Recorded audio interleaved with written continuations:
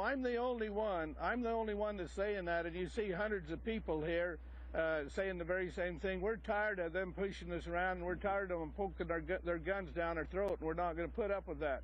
And I want to talk to you about being prejudiced a little bit. And you haven't asked me that question this morning. Well, it's because you held up a dead calf, now, let me tell you about being It's because you came on my show with a dead animal in your arms, and I had to address that. I'm happy to talk to you about that. You want to talk about what you've said? You want to talk about your supporters? I want to give you that opportunity. I understand that the government was very aggressive with you, and many people think it was wrong.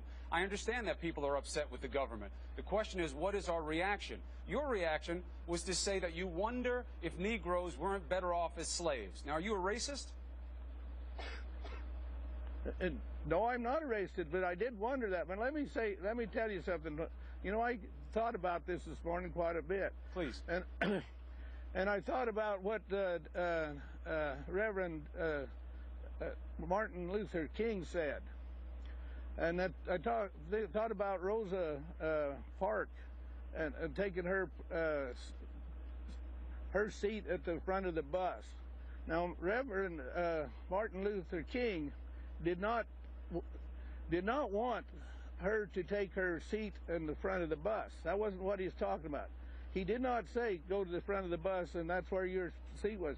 What Reverend King wanted was that she could sit anywhere in the bus, and that nobody would say anything about it. And you and I could sit by her anywhere in the bus. That's what he wanted, and that's what I want. I want her to be able to sit anywhere in the bus, and I want to be able to sit by her anywhere in that bus. And that's what he wanted. He didn't want this prejudice thing like the media tried to put on me yesterday, and I'm not going to put up with that because that's not what he wanted, and that's not what I want. I want to sit by her anywhere in that bus, and I want anybody to be able to do the same thing. That's what he was after, is not a prejudice thing, but make us equal. Mr. Bundy, nobody's... Do you understand what I'm saying? Oh, you know what? I kind of do. I'm not sure that I understand it. I understand that Martin Luther King's message was one of peace and freedom, and that when you suggest that you were wondering if blacks were better off as slaves, the opposite of freedom and very offensive to people, and I think you probably know that. Well, let me tell you, I took this boot off, so I went to put it in my foot in my mouth with the boot on. But let me see if I can say something. Mm-hmm. You know, maybe I sinned, and maybe I need to ask forgiveness, and maybe I don't know what I actually said. But you know, when you talk about prejudice, we're talking about not being able to exercise what we think and our feelings, but we don't have freedom to say what we want. If I say Negro or black boy or slave, I'm not.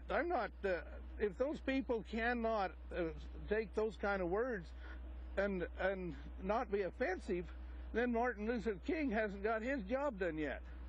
They should be able to. I should be able to say those things, and they shouldn't offend anybody. I didn't mean to offend them. Sometimes things are. And I didn't say it so to offend them. I was trying to ask a question, and maybe I said it wrong. I'm sorry if I said it wrong. But the question was a good question, and it come from my heart, not done to prejudice. And you guys try to make everybody in the world think I'm prejudiced. No, I'm not prejudiced at all. Mr. Bundy, we bring you on to speak your